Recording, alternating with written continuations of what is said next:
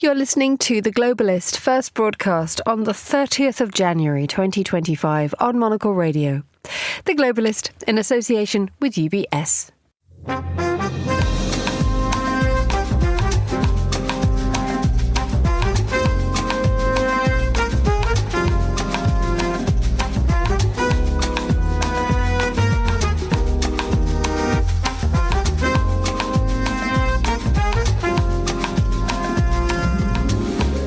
Live from London, this is The Globalist with me, Emma Nelson. A very warm welcome to today's programme. Coming up, a plane carrying more than 60 people collides with an army helicopter and crashes in Washington, D.C.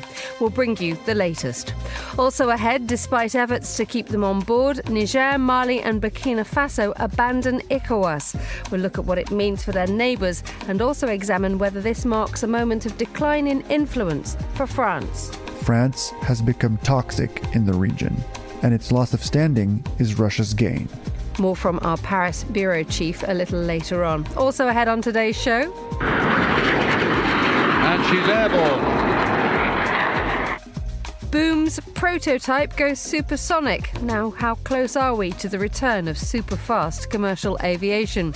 We investigate the global importance of the US National Institutes of Health, head to Copenhagen Fashion Week, and hear the business news too. That's all coming up on The Globalist, live from London.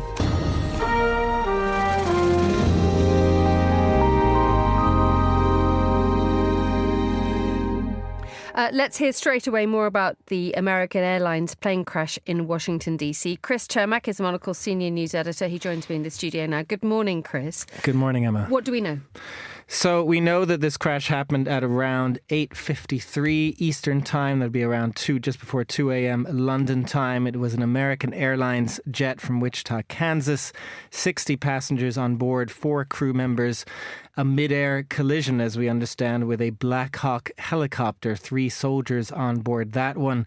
The plane and the helicopter have been found in pieces in the Potomac. A rescue operation has been launched. We've heard from various authorities, including Washington's mayor, about this. So far, it must be said, though it's being called a rescue operation, only bodies have been discovered.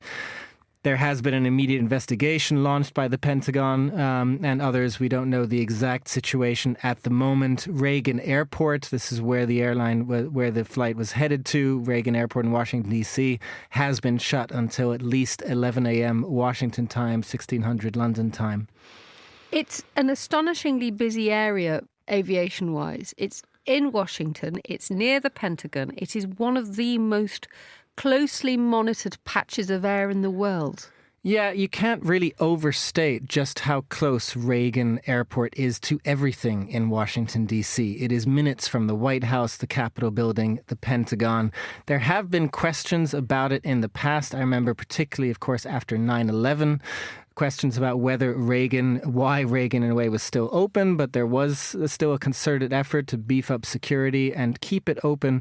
There have been concerns about how busy this airspace has been as well in the last couple of years, especially because there were some close calls since 2023. So this is something that is going to be watched absolutely going forward. There are so many things that happens in that, and to this point, it's not just the airspace for jets and planes. It is also the Pentagon, it is military planes, it is the White House and the helicopters when they leave from there. So there is so much going on. It is an incredibly difficult airspace to monitor, and we'll have to see sort of what the investigation shows and whether there is some kind of limit put on Reagan going forward. Chris, thank you very much indeed. The time here in London is 7:04. Now, the departure of Mali, Niger and Burkina Faso from Africa's regional body ECOWAS will be felt widely, and it will be felt deeply, from trade and security to the simple yet essential need for everybody to be a good neighbour. The decision by the 3 junta leaders to abandon the political and economic organisation has created an uncertain future for millions of people. To tell us more, I'm joined now from Marseille by Monocle's North Africa correspondent Mary Fitzgerald. A very good morning to you, Mary. Welcome back to Monocle Radio. Good morning, Emma. So notice was given by these 3 nations to leave a year ago. What brought them to that point? Well, this is in many ways the latest episode in an ongoing drama following a wave of coups, military coups across Africa, but particularly across the Sahel. So in Niger, military junta seized power in 2023, in Burkina Faso in 2022, and in Mali in 2020.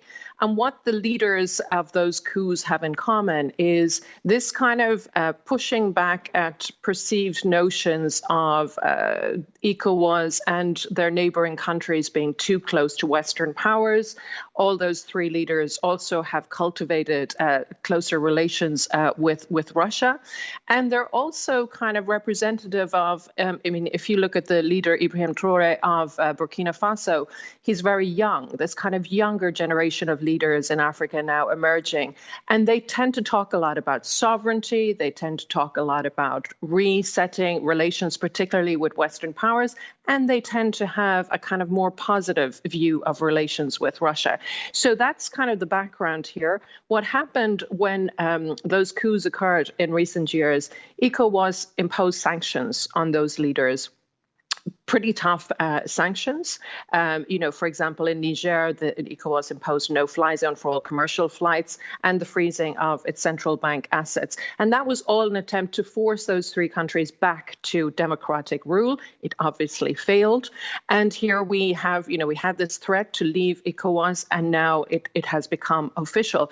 What's interesting, however, is that aside from all the bombast and the posturing from all those three leaders in terms of this move, most analysts agree that it's actually those three countries that happen to be amongst the most impoverished of the ECOWAS coalition will suffer the most. It's less the alliance that will suffer from this. It's the countries themselves, because membership of ECOWAS means visa-free travel. It means, friendly tariffs. It means that goods can freely move amongst the members of ECOWAS. Now they will be out of that family, if you like.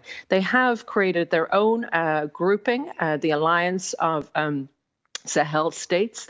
But, there are a lot of kind of doubts as to whether that can really be effective in any way. ECOWAS has already started the post-exit dialogue with Burkina Faso, Niger and Mali. They now have to try to determine a new relationship outside of that bloc, outside of that trade freedom and outside of that freedom of movement, because I think you can go from one single ID card from one end of the block to the others.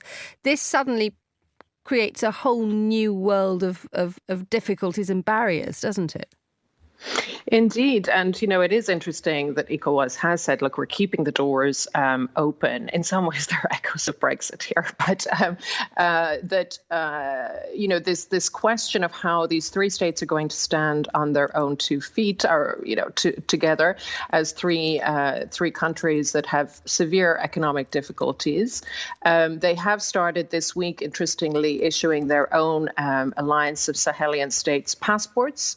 So it remains to be seen how that goes. But also it'll be interesting to see how their relations and links with Russia increase as a result. There are a lot of concerns here in terms of how this move may affect security in the region. The Sahel has, for many years now, become a hotbed of militancy, extremism.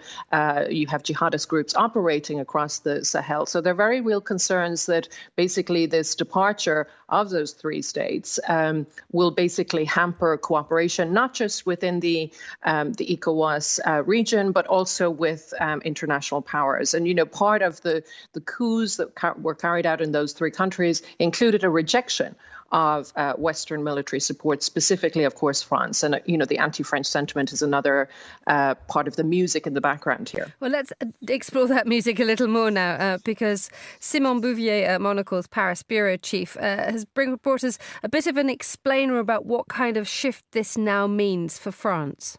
For French diplomacy, this is the latest setback in a long chain of events that has seen their influence in the region wane, dating back to a 2013 military intervention in Mali. Back then, the Malian government called France to the rescue as jihadist groups threatened to take over their country. Just 12 years later, even countries such as Senegal, who wished to maintain cordial relations with France, are now adamant that French military bases there should be closed. France has become toxic in the region, and its loss of standing is Russia's gain. The eco-exiteers have a shared enthusiasm for security cooperation with Moscow, but they should be careful what they wish for. From the Central African Republic to Sudan, recent history shows that closer ties with the Kremlin heralds less security, not more. Mary, just listening to Simon Bouvier there, I mean, that whole idea that Russia's gain is it could be absolutely key to the region's future. Yes, indeed. But I think the conversation on Russia's kind of deepening ties with African states looked quite different before the invasion of Ukraine. I think it's Russia is still focused on African deepening ties there, but the evolution we saw in what was known as the Wagner Group, the fact that the invasion of Ukraine has really, of course, taken Russia's attention in recent years. I think we should be careful of not to overstate the question of Russian influence now and what Russian engagement with these three states and other states in the region may look like in the future. What is, I think, worth watching is, the relatively new leader in Senegal, who is basically Sonko, who is, very young in his 30s, and basically he has made positive sounds towards the three leaders of these countries, Burkina Faso, Niger, and Mali, and they all attended his inauguration.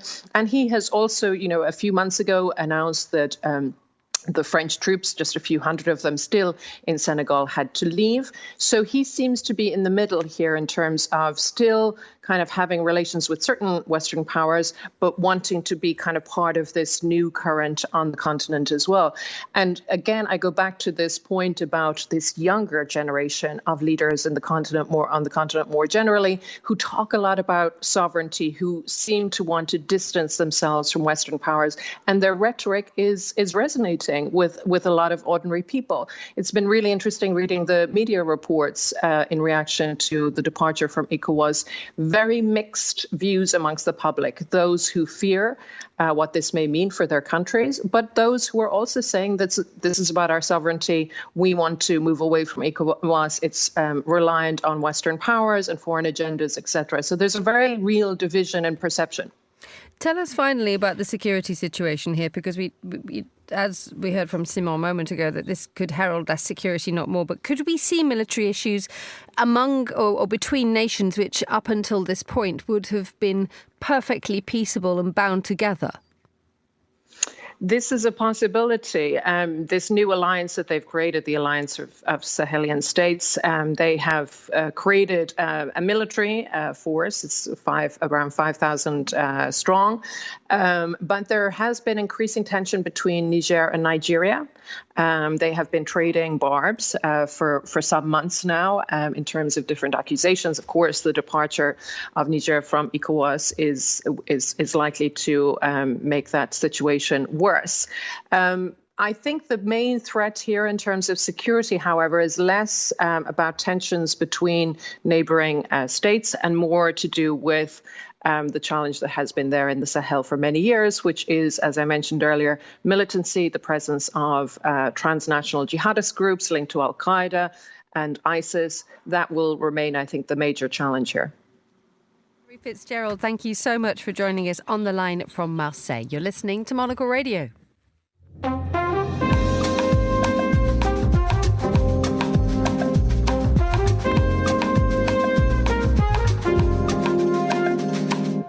.14 here in London. Let's have a look at today's newspapers. Joining me in the studio, joining me in the Zoe is the Zoe Grunewald, Westminster editor at the Lead. I'm so sorry for giving you such a clumsy introduction. It's good to see you. Welcome. How are you doing? Yeah, very well, thank you. Nice to see you too. Let's have a look at the papers. So yesterday, I think quite a lot of us looked from sort of like between our fingers at the screen as RFK Jr. and the Democrats had an absolute thumpingly hard afternoon. It's his confirmation hearing to be the Secretary of State for Health. the accusations absolutely flying that this is a man just simply unfit for position. Absolutely. So there was accusations that he could be lying to Congress. So this obviously comes off the back of Kennedy's record on vaccines specifically. Ron Wyden, who is the Senate Finance Committee ranking member, was challenging Kennedy over seemingly contradictory statements he's made in the past about vaccines. So he read quotes from podcasts in which Kennedy had claimed that no vaccine is safe and effective, while he testified under oath that he does support vaccines. He also read another quote from 2020, which Kennedy said he regretted vaccinating his children. So he asked him, are you lying to Congress when you say you're pro-vaccine, or did you lie on these podcasts? Kennedy said the comments have been taken out of context. He said, that he was saying there are no vaccines that are safe and effective for every person. He said he supports vaccines like the measles vaccine, the polio vaccine. But obviously all of this has raised concerns about how supportive Kennedy would be and whether he would make it more difficult for people to get vaccinations if he does get his nomination approved. It's that whole destabilising element which is now creeping into the healthcare area of the Trump administration now. We've seen in the last couple of days the first episode of chaos as they tried to withdraw funds, grants, loans to federal agencies as they try to reshape America in their image. If the United States goes down the path where there are issues of vaccines, when there are new laws about fluoride, raw milk, the medical consensus, the global medical consensus suddenly finds itself at odds with the world's most powerful country. Absolutely. And there are so many countries that depend upon the US, not just in terms of trade, not just in terms of knowledge sharing, but of course also in terms of looking to the US as a kind of arbiter of these standards. We look at particularly how the US has been talking about the World Health Organization, how Donald Trump perceives it as well. This is of real concern to the rest of the world. And of course, we're seeing on the back of this a bird flu outbreak in the US, which many people are worried, if they have someone in charge of health in the country who is sceptical of vaccines, who wants to introduce new rules, as you say, over fluoride safety, raw milk. How could that impact if there was another COVID-19 pandemic? How would these things impact each other and then knock on for the rest of the world? So this is not just an issue, as you say, in the US. This is something that could have wide-ranging implications for the rest of the world. And we will be talking to Dr. Chris Smith, host of the Naked Scientist podcast and virologist at Cambridge University, in just a few minutes' time, actually, to talk about this issue and the sort of like the global implications of research and a change in direction for the United States, how it will affect more than just the United States citizens. Let's move on to a story in the Times that shocked a lot of people yesterday. Germany has a consensus, doesn't it, that it does not climb into bed with the far right.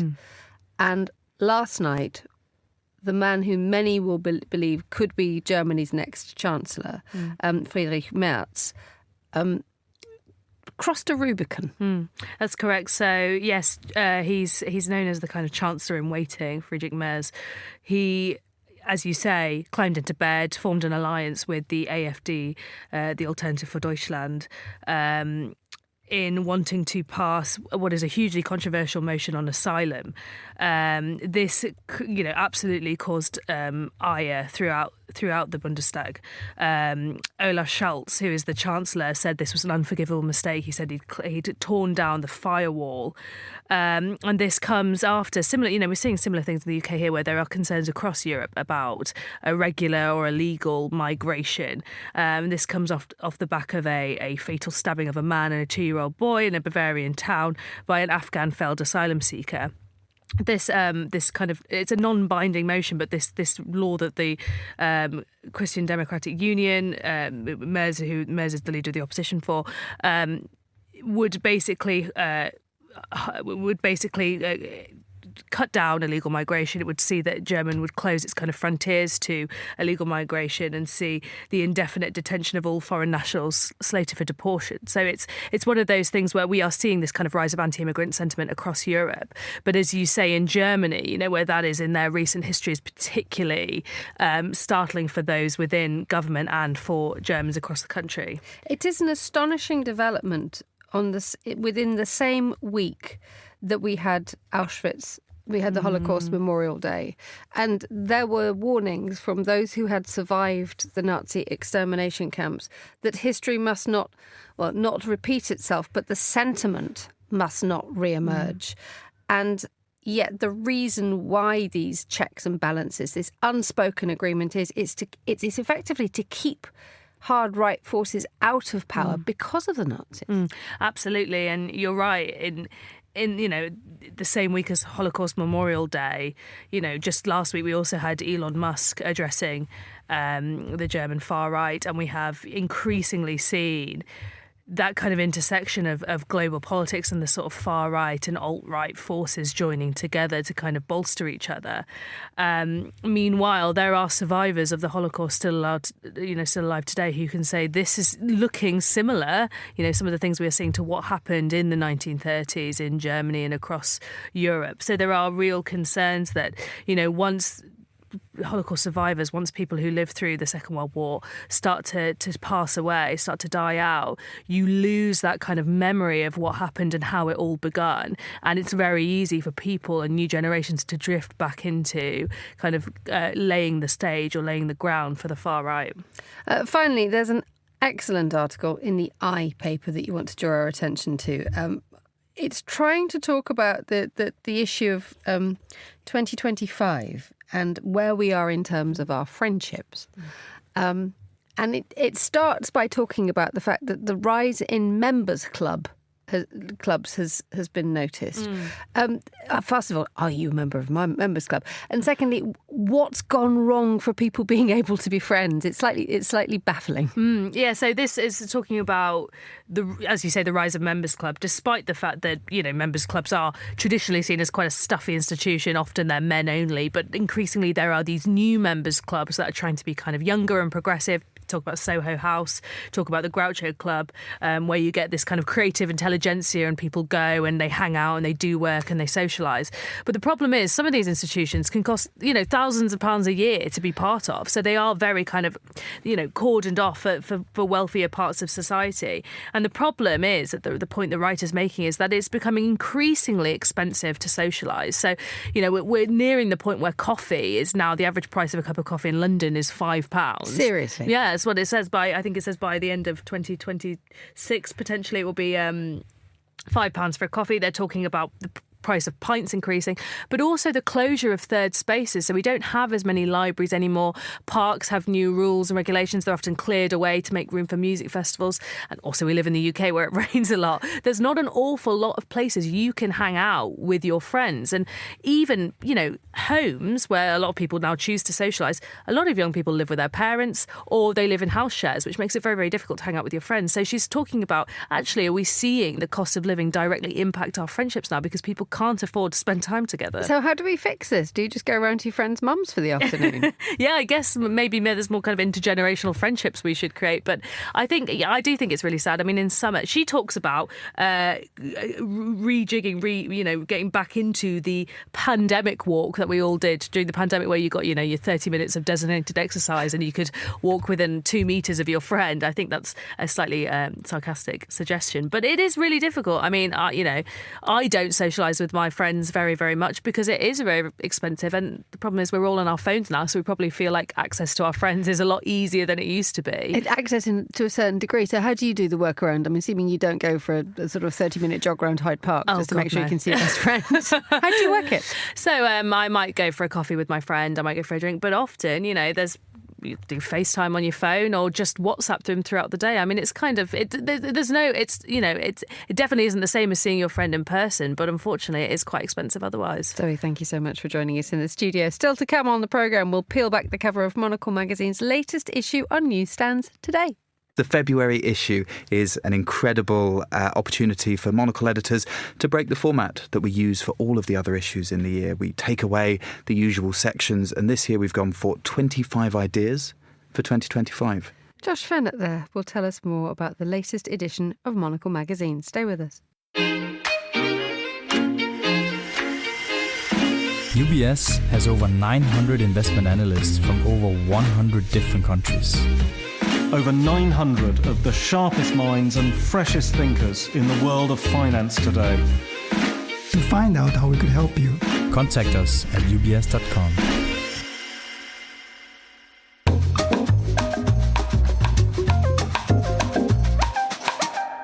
Now, as Zoe has just been talking to us about the coverage of RFK's hearing to try to be, the row that has ensued about the direction he wishes to take the United States and indeed the reliability of his evidence, let's turn to another element of the battle for the soul of America's government. It continued yesterday with the future of one of the country's most important scientific hubs, a prime example of profound uncertainty. The NIH, or US National Institutes of Health, it's made up of 27 different parts, each with its own specific research agenda. What will become of it under a Trump administration isn't clear. Government funding being pulled and then reinstated in a matter of hours. But the importance of the NIH stretches far beyond the US border. And to tell us more, I'm joined now by Chris Smith, Dr. Chris Smith. Apologies, Chris. Host of the National Scientist Podcast and the Naked Scientist Podcast and a virologist at Cambridge University. Welcome back. Good to have you with us. Good morning. Why is the NIH so important? This body presides over the distribution of nearly $50 billion in research funding. And although the name says health, it isn't just about treating people. It's actually underpinning enormous amounts of health research. And this means researchers who are asking for grants will write a bid to say, I've got a project or I've got a particular research direction which I want to fund. They'll set it all out and it will then go to a panel who will then say, well, this looks like an excellent idea. This person has a good track record. Let's give them $1 million or $2 million or whatever it's going to take for a 3 to 5 year period. So it funds research.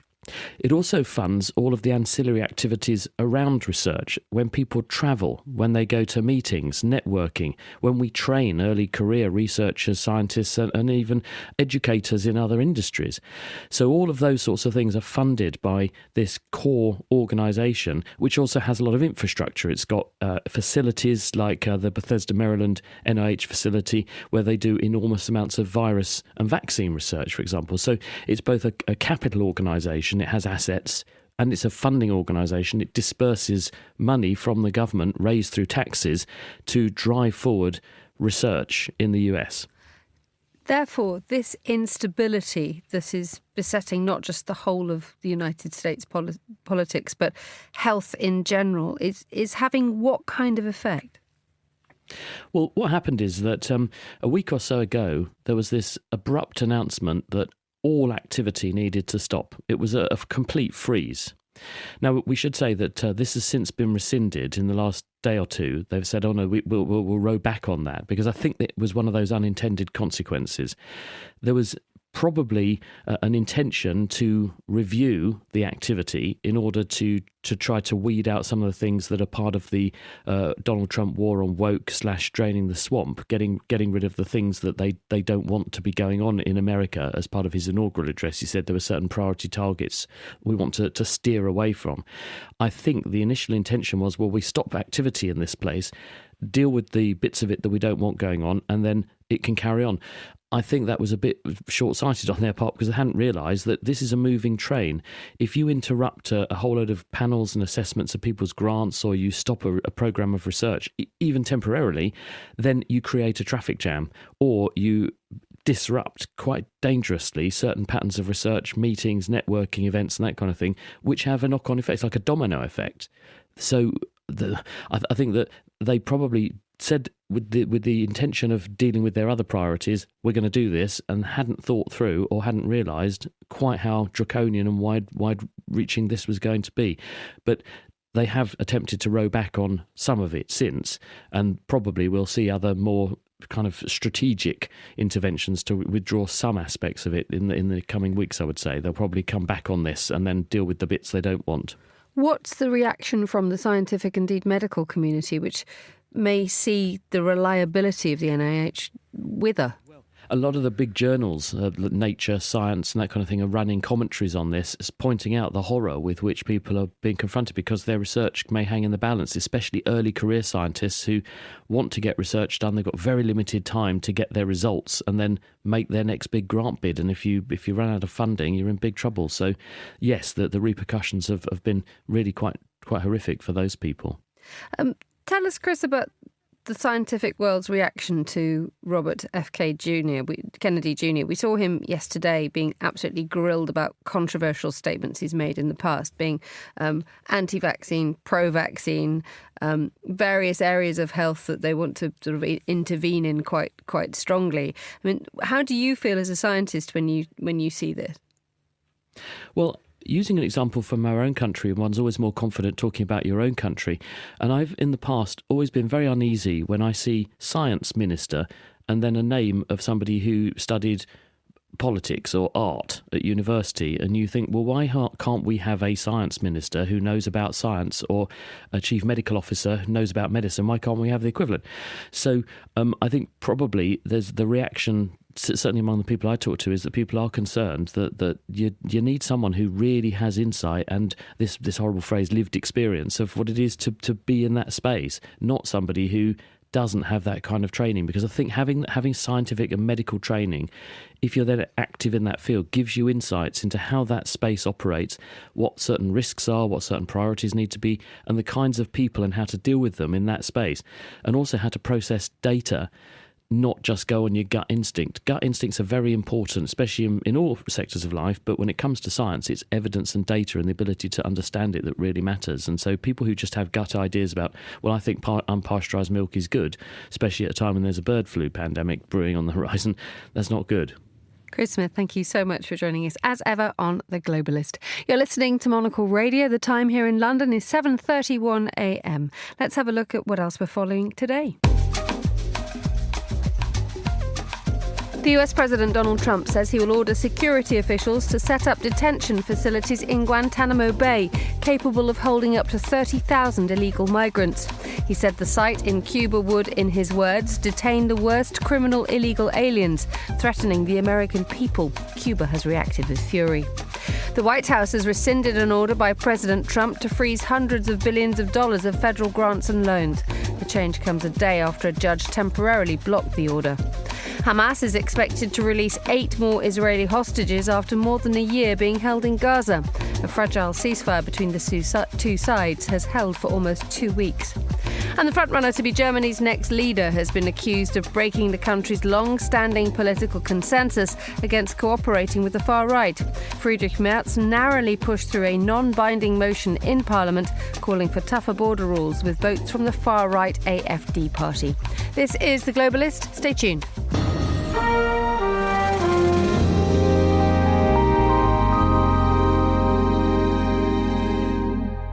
Now, Monocle's February issue, which hits newsstands today, takes a good look at the people, places and things that can make our 2025 flourish.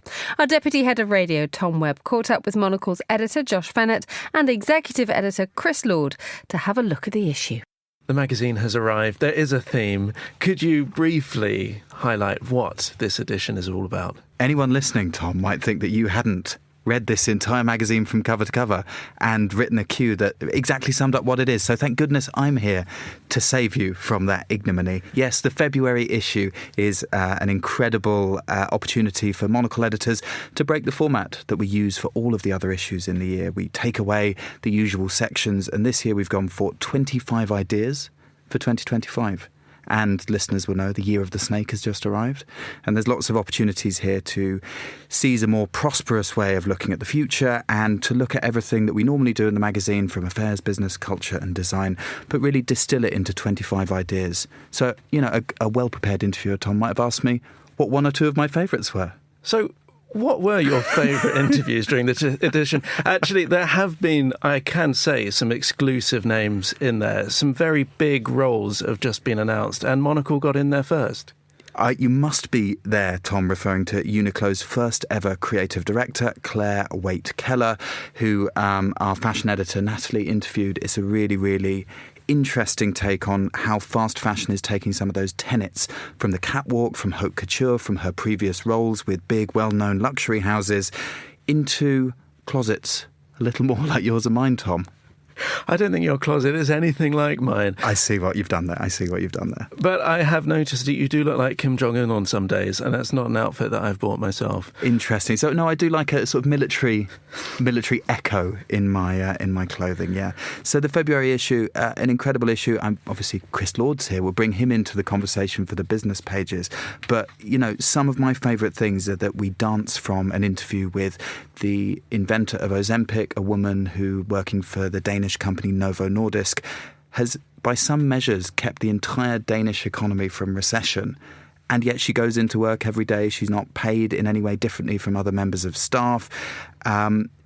There's such an amazing mix of kind of humility and of kind of incredible world-changing scope to her work. So that's one of my favourite interviews. Chris? What I would say, I think that's all really interesting, Josh. I mean, I think across the 25, what you find over and over again is there are individuals or businesses who are sort of pulling in a very interesting direction that I think will give readers for this year a bit of a fresh perspective on things that they are surrounded with all the time. So you talked about Ozempic there. When you actually listen to the people who invented this thing, the person who came up with this now frankly world-changing drug that is being talked about from here to Los Angeles to Seoul, all over the world as this potentially economy recreating drug and healthcare recreating drug, what you actually find is an incredibly humble, personable individual.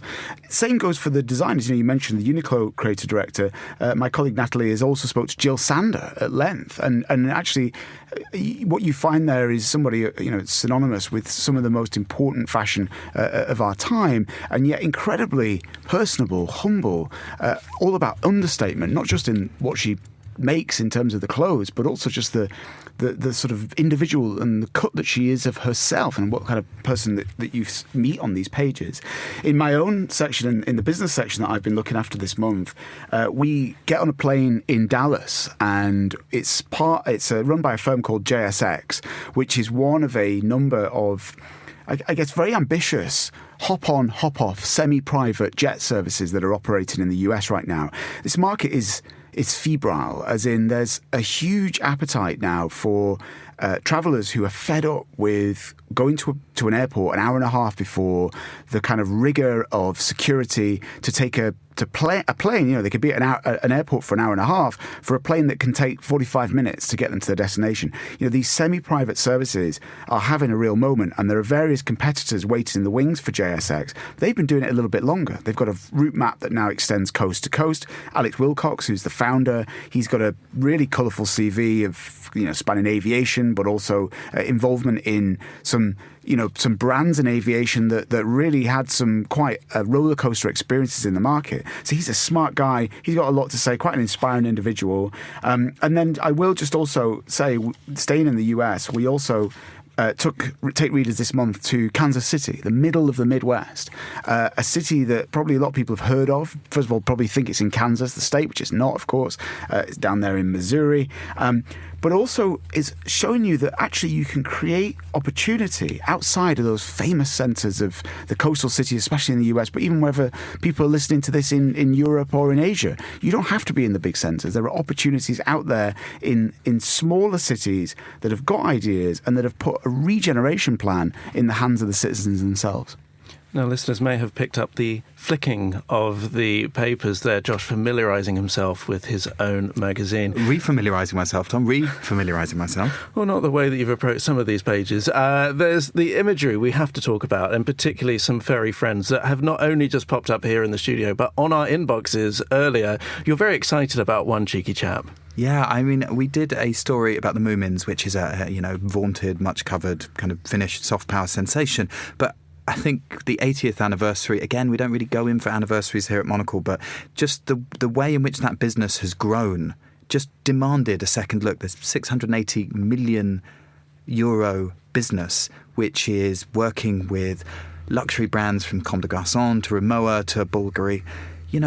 They're illustrations of funny little trolls, and we got access to the archive and some of the original puppets, and they're frankly, I don't know if I'm going to be violating some sort of copyright rule by calling them frankly hilarious. We should talk about our favourite, Josh, which is entertained us no end all day, really, which is a sort of brown, let's just call it what it is, a squiggle with a face that is actually called Stinky. I thought you were going to mention our colleague Tom Edwards. But it bears a remarkable resemblance to him.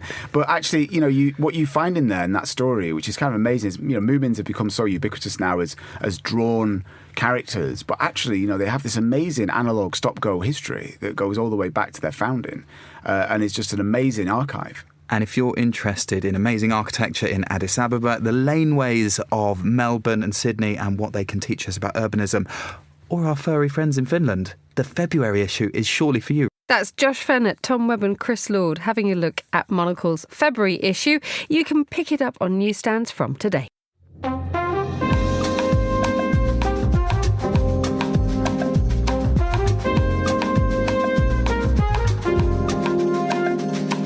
.23:40 in Los Angeles, 7:40 a.m. here in London now. And she's airborne.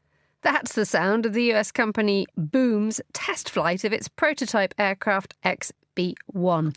Earlier this week, it became the first civil aircraft independently constructed that's ever flown supersonic. The test opens the way for the first supersonic passenger jet since Concorde. Well, Gabriel Lee is Monocle's transport correspondent. I'm delighted to say he joins us on the line now from Stockholm. A very good morning to you, Gabriel. Good morning. Just watching the test flight a couple of days ago, it was one of the most surprising things I'd ever noticed, because it seemed like quite a spindly little aircraft with really rather strange wheels and an undercarriage. And yet, once it was airborne, off it went. Yeah, it's true. I mean, this, of course, is the smaller scale demonstrator aircraft where they're sort of validating, testing, refining all these technologies they hope to put into the final aircraft, which will fly passengers. So that's part of the reason that it looks a bit funny. But then, yeah, sure, it's a little plane that can go really fast in the air. So, once it gets off the ground, I think it's a lot more graceful. And it didn't go fast once. It went fast 3 times. It broke the sound barrier. Right, yeah, and that's no doubt, a very exciting day for everyone that's been working on this project for years. I interviewed these people back a few years ago for a story, and they've been super optimistic about things, but there's been a lot of skepticism, and of course continues to be about whether this is really a viable plan. But that must be a great moment for them to sort of finally reach this milestone, which means so much to people. I mean, it is a good 2-3 decades since this was all done with Concorde. Why is there such a long wait, or why has there been such a long wait for commercial aviation to go supersonic again?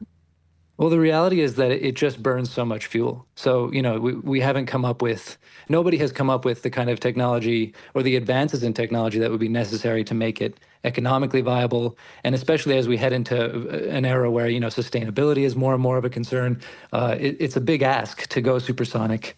And especially, there's issues with the sonic boom still. Mostly supersonic aircraft can't fly over land because of the boom. And so, Boom's sort of supposed solution for this is to go just a bit faster, kind of 20% faster, but still subsonic over land than conventional airliners. That's famously a very difficult speed at which to fly, because the drag gets so high that you burn so much more fuel. This is why airliners of today cruise at the speeds that they do. Is there a market, though, that will always be supersonic, that will always not mind the amount of fuel that's burnt, given the fact that the cost issue will not be a question? I mean, is it an issue of cost, or is it that sustainability question? I think there's various issues. Both of those are at play. There's obviously a market for people who would say, I want to get there as fast as possible. Money is no object. The question is, how big is that market? And really, the reality is, Boom is promising, economically viable, in fact, quite affordable for supersonic flight service with this aircraft. We haven't really seen if that's going to be true or not. They're still working on the engines, which are the key thing. The engines need to be right, and they basically they went to the big engine manufacturers and tried to find partners to develop this thing, but no one wanted to take on the risk. So now they're making their own, which is basically a 3D printed jet engine of the likes that we've never seen before, that can go supersonic without being like a fighter jet engine, basically, with afterburners. So, whether they can pull that off is the really big question. And what about the appetite for the existence of a supersonic commercial jet? Because if we look at Concorde, which did it like absolutely no one could ever do it ever again in terms of its speed, its beauty, its elegance, the lot. It had it all. But it also had this glorious romance of an alliance between the British and the French. It became a symbol of international cooperation, pride, you name it. Is there any kind of investment in that now from countries, or are we looking exclusively in the commercial sector? Because you probably couldn't replicate that sense of pride again, could you? I wonder. I mean, I would say it's possible, but you'll never have quite that thing. That the romance of Concorde is, it will live on its own at the top of everything forever, I think. But, and there are sort of government programs studying various supersonic designs, how to reduce the boom or eliminate it. All kinds of things are ongoing. This is currently the most viable program. I'm sure, it will carry a lot of romance with it. But also at the same time, back at when the Concorde was introduced, travel was kind of much less comfortable and pleasant for business travelers, especially, right? And you couldn't be online on the aircraft. You would lose these hours of connectivity. So that extra speed meant much more, I think, back in the 70s and 80s. And 90s than it does now. In a way, you can travel much more comfortably. You can be connected. You're not necessarily out of pocket for that time when you're in the air. So is there the market for something that goes twice as fast as there is now? It all depends on the cost, I guess. Briefly, Gabriel, when are we going to see commercial supersonic flight? Boom claims that we'll see it around 2030. I would not be betting money on that being the case because of this engine development question. That's something that, even for the big giants, GE, Rolls-Royce, they have all kinds of problems and spend billions and take decades to develop engines. So we'll see. They might surprise us. They're taking a very different approach than anyone has ever done. But I would be skeptical of that time frame. Gabriel Lee, thank you so much for joining us on the line. You're listening to The Globalist. UBS is a global financial services firm with over 150 years of heritage. Built on the unique dedication of our people, we bring fresh thinking and perspective to our work. We know that it takes a marriage of intelligence and heart to create lasting value for our clients. It's about having the right ideas, of course, but also about having one of the most accomplished systems and an unrivaled network of global experts. That's why at UBS, we pride ourselves on thinking smarter to make a real difference. Tune in to The Bulletin with UBS every week for the latest insights and opinions from UBS all around the world.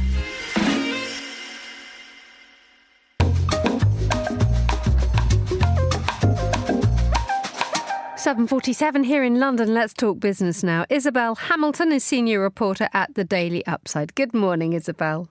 Good morning. Let's carry on with the saga of DeepSeek. What is the latest on that?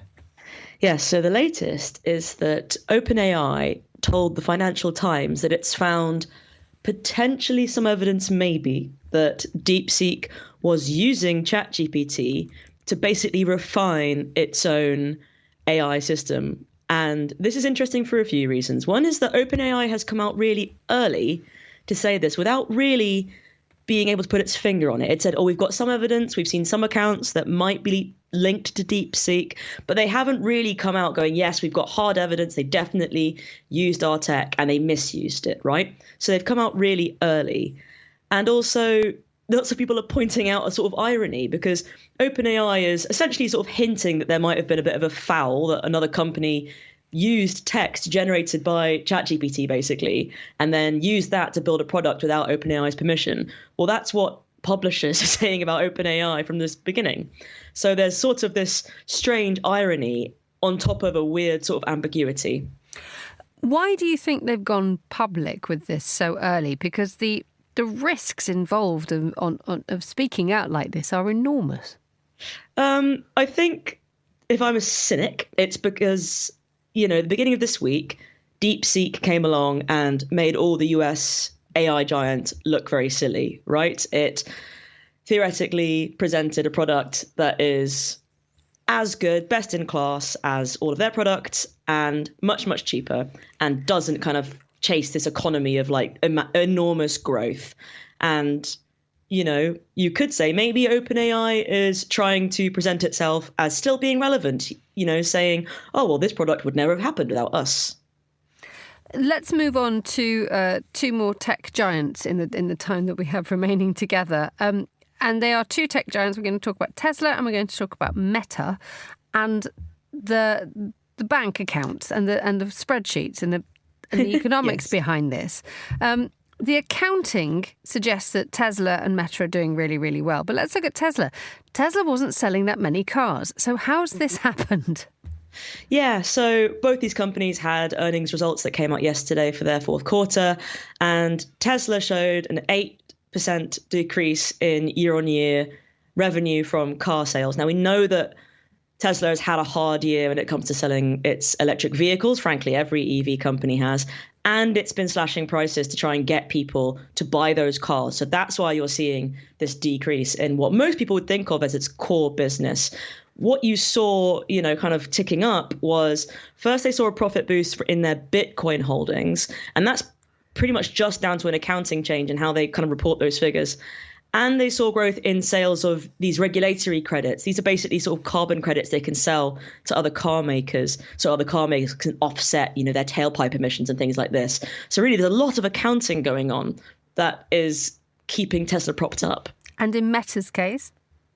In Meta's case, we saw that they are still throwing absolutely heaps of money at the metaverse. We saw they booked a $5 billion loss on the unit that makes its metaverse hardware. And I think if we rack up all of the losses in that unit since 2020, we're looking at an operating loss of over $60 billion, which is just enormous. Tell us also about the news about Meta settling with Donald Trump. Yes. So Meta has agreed to a $25 million settlement with Trump because in 2021, after Meta had suspended Trump's accounts on its platforms, Trump filed a lawsuit over that suspension, and the two parties are now arriving at this settlement.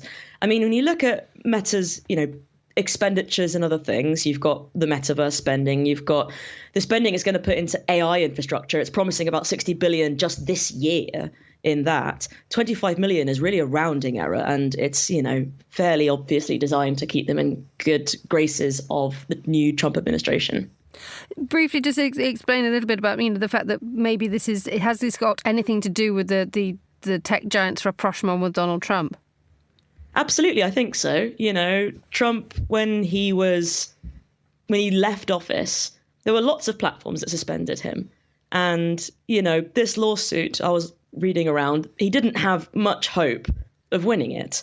So really, this is just about trying to take the temperature down and be friendly with him. And is this something that you'll be monitoring continually now once that Trump is now in, this relationship between politics and tech? Yeah, I think everyone will be. And I think that given there's a bit of a hierarchy in who gets to be closest to him, they're all going to be jostling for position. Isabel Hamilton from the Daily Upside, thank you so much for joining us on Monocle Radio. You're listening to The Globalist.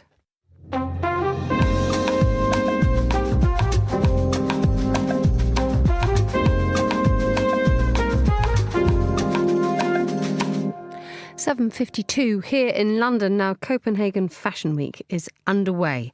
We've sent Grace Charlton, Monocle's associate editor. She covers fashion and design. She joined us live from Copenhagen. A very good morning to you, Grace. What can you see? Oh, right now I can see out the window and it's a really foggy morning. Wonderful. But what I'm seeing on the runway is a lot more austere minimalism. Oh. So I don't know which like one everything sounds a little bit austere. So once you sort of look out of your foggy window and you head out to Fashion Week, how ready or how ripe is Copenhagen to be a fashion city? It's really interesting because it's turning 25, not to personify a fashion week, but she is turning 25 next year. What started as a really sort of beautiful community initiative is now, a bit more of a global player. They have these sustainability requirements that they've pioneered throughout the years, and other cities are now adopting it, including London, which is interesting, and Berlin. So I think, it's vying for that fifth city title after Paris and Milan and London and New York, but will it get it? I think it will take a few more years, but maybe. Let's explore this austerity a little bit more in terms of a look. The last time we spoke, you had just fallen off a plane from Florence, where everybody was swathed in acres of cream and caramel cashmere, and everybody had a large hat, surprising the cabin crew on an EasyJet flight. This austerity in Copenhagen, I mean, have they perfected it in as ways that the Florentines had with cashmere? Yeah, they really have. I'm finding it super inspirational to see, like, I went to 3 shows yesterday that were all very similar in tone. I went to the Garment, Skull Studio, and my personal favorite, which is Studio MKDT. And the razor-sharp silhouettes and the complexity of the layering, the materials, it's minimal, but it's also very complex. And it's austere. It's, a lot of the body is covered up. It's quite beautiful. I'm finding it very inspirational. Exactly. So which areas were you sort of talk us through a couple of outfits that you can maybe paint a picture of that could convey this austerity and this inspirational beauty that you speak of? So at Studio MKDT, under their creative director, Caroline Engelgar, they had these really complex origami-style pleated dresses, and the cut of the shirts were maybe a little bit more cinched in with 70s collars. The jackets were sort of boiled, felted. It had that feel to it, and the colours were a bit more beige. We're still staying in, crisp white and dark black, but every now and again a little bit of brown, a little bit of, beige.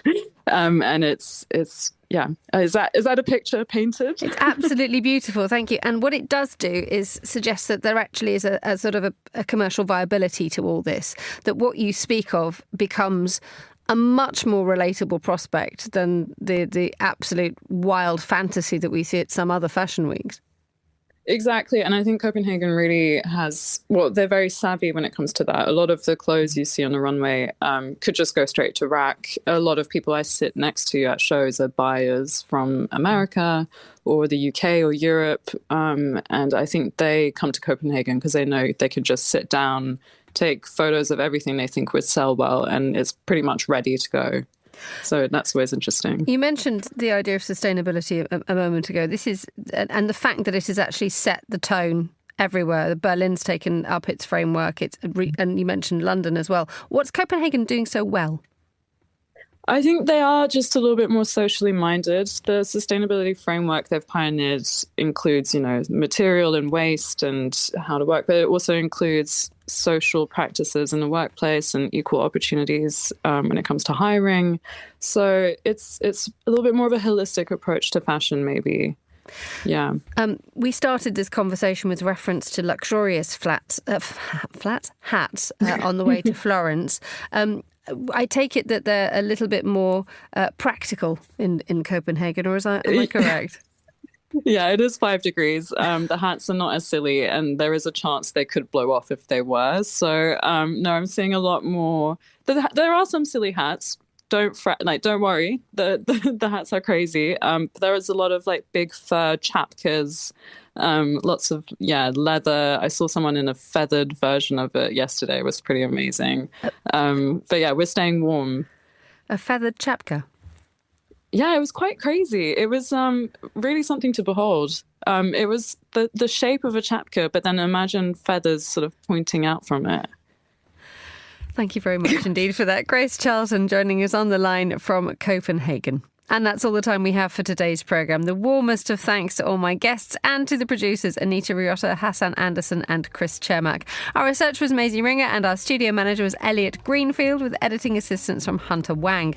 After the headlines, there's much more music on the way. The briefing's live at midday here in London. Chris Chermak is your host for that. And The Globalist is back at the same time tomorrow. For now, though, from me, Emma Nelson, goodbye. Thank you very much for listening.